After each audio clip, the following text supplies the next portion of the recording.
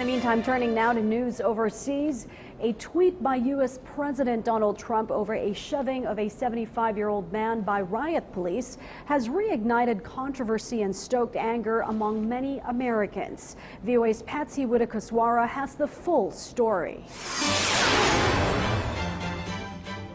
Video of a 75-year-old man shoved by police in Buffalo, New York went viral last week.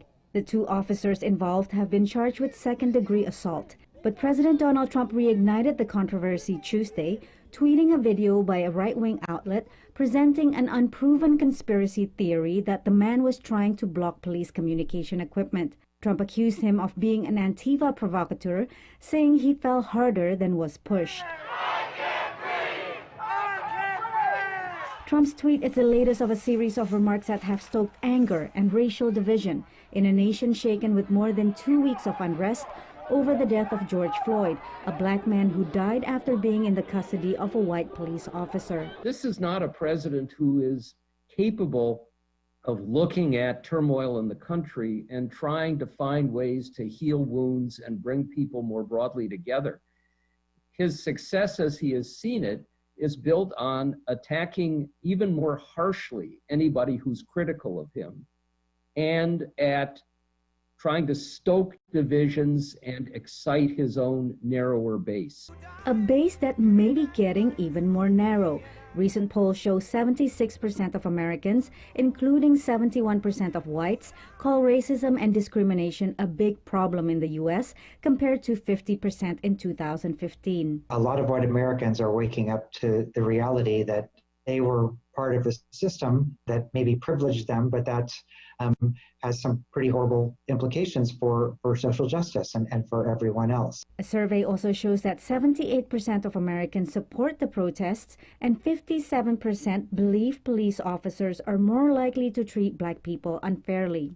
This shift in attitudes has contributed to change on the ground. Some mayors have agreed to redirect police funds towards social services, an idea perceived as radical just a few years ago. But meeting with law enforcement officials Monday, Trump rejected calls to defund the police and the notion of institutionalized racism in law enforcement. Sometimes you'll see some horrible things like we witnessed recently, but 99.9, but let's go with 99% of them are great people. The White House press secretary says Trump is combating racism by ensuring economic opportunity for black Americans and pushing for criminal justice reform. The president has spoken to George Floyd's family on the phone, but has not met with black community representatives or protesters. His election rival Joe Biden has met with Floyd's family and black leaders.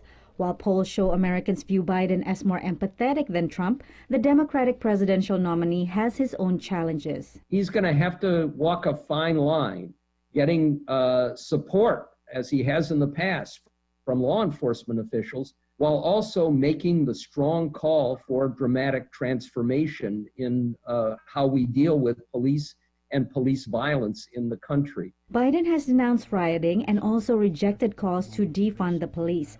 He is focusing on police reforms and has pledged action to reverse systemic racism.